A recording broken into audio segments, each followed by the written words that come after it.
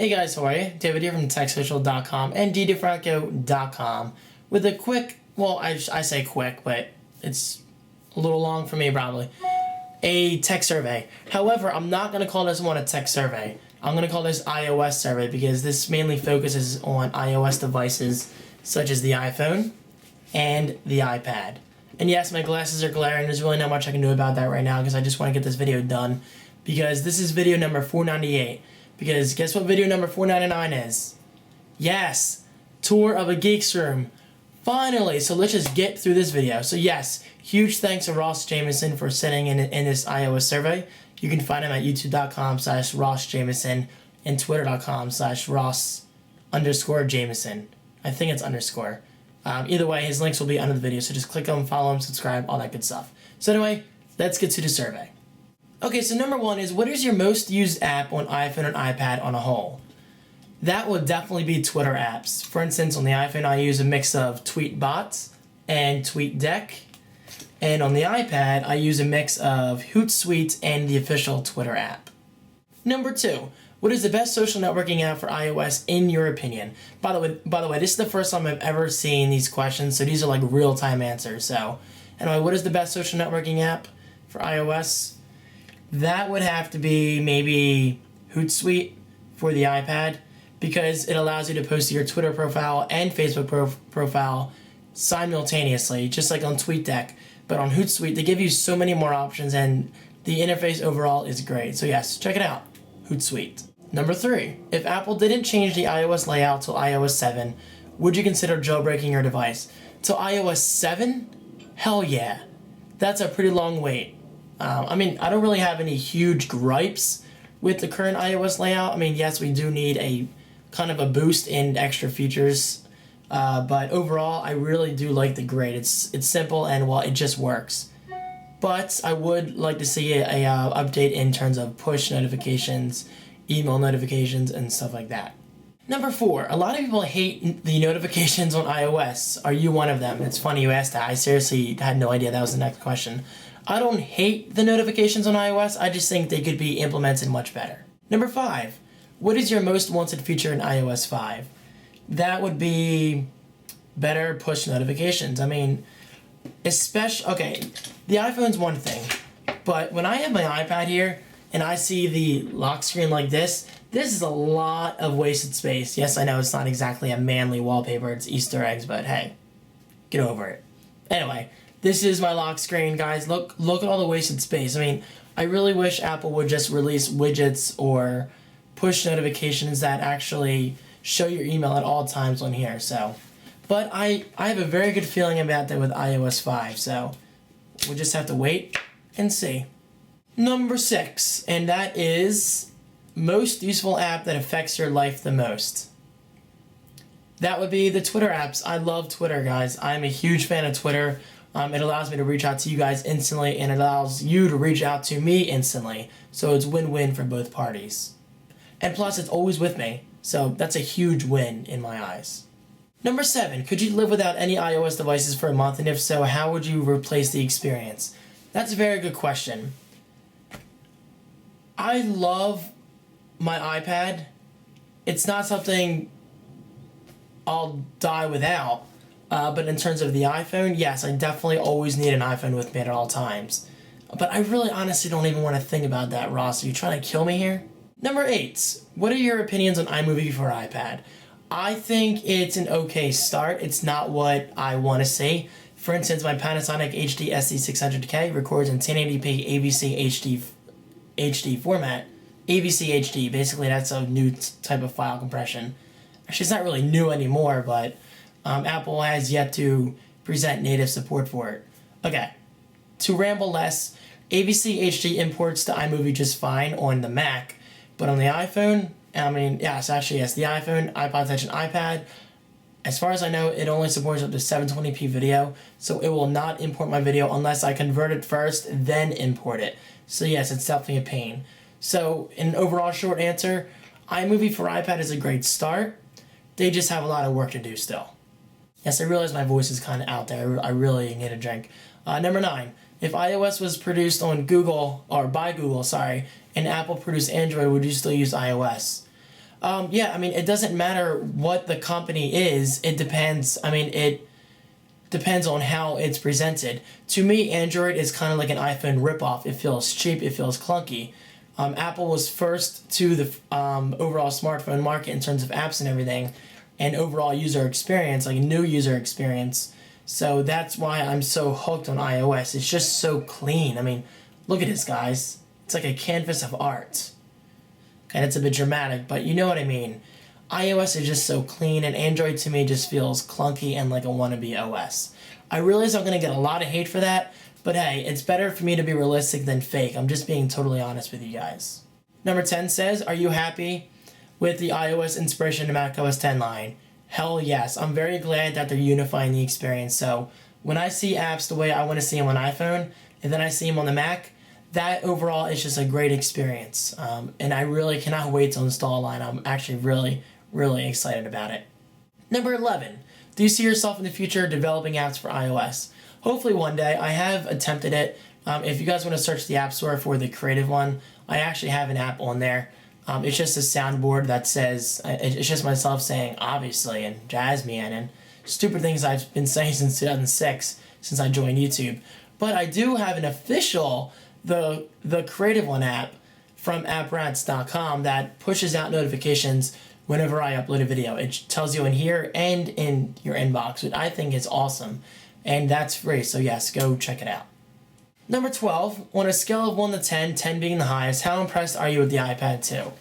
I would have to say an 8.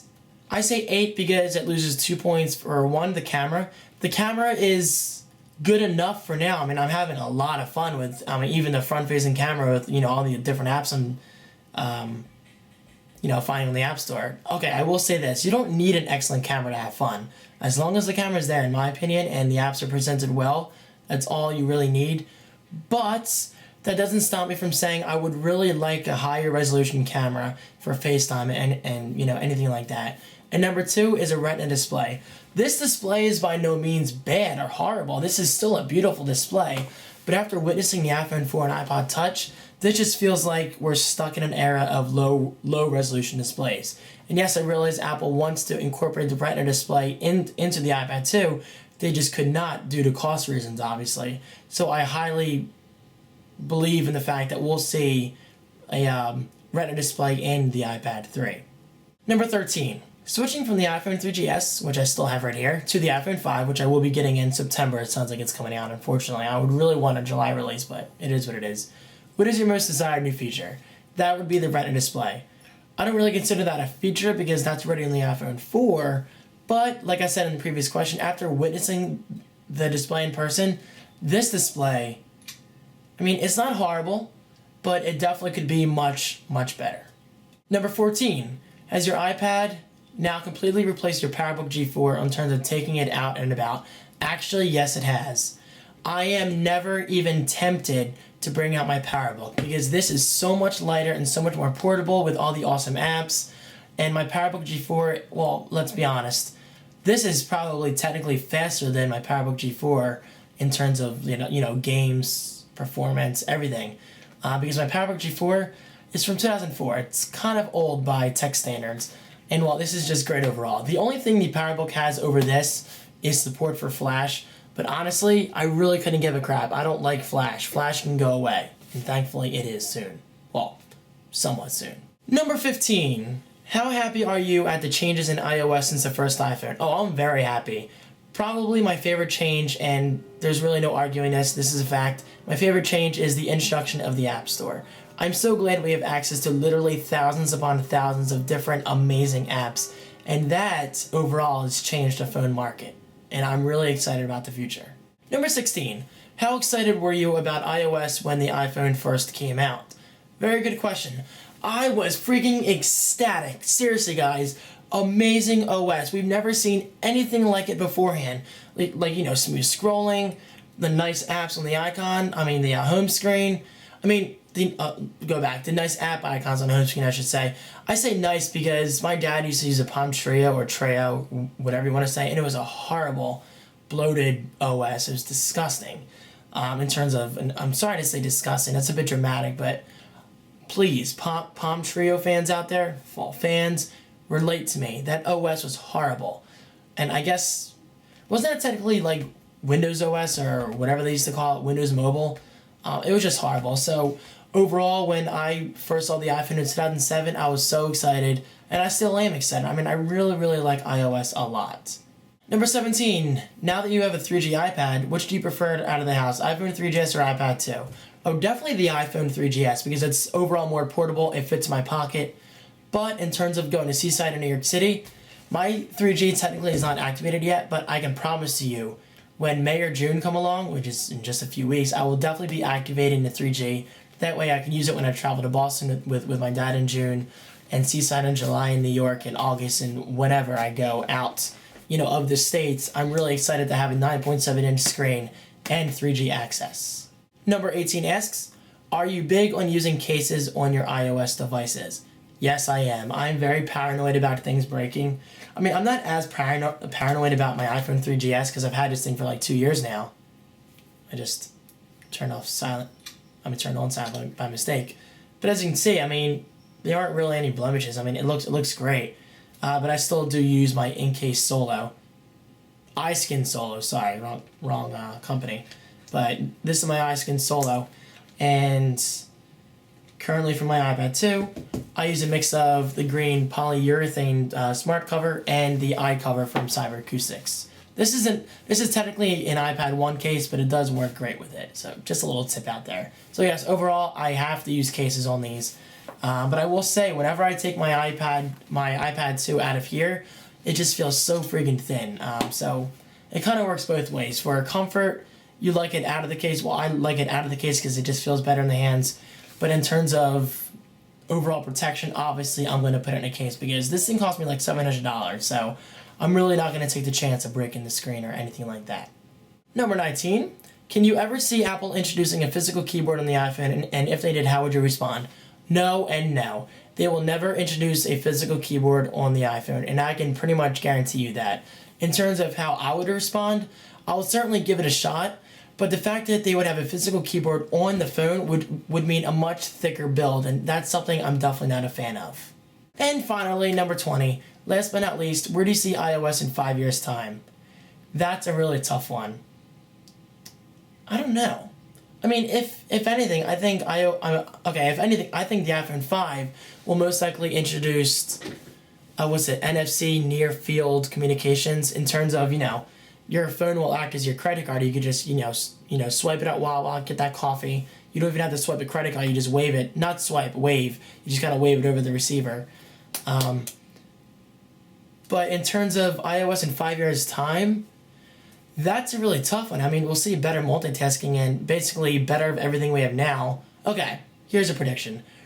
iOS in 5 years' time, I think will be totally different because 5 years from now is a pretty long freaking time in terms of the, tech industry and the phone industry.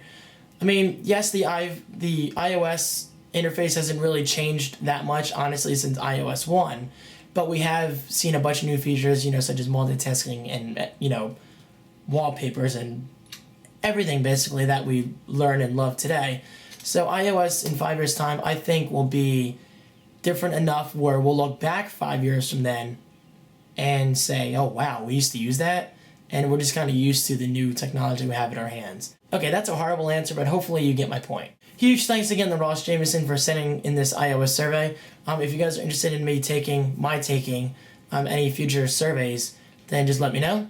My Mac is going to sleep, and I will be sure to give you guys a shout out. So yes, again, check out Ross's links below the video for his YouTube and Twitter, and I will see you guys in my next video, which will be my room tour.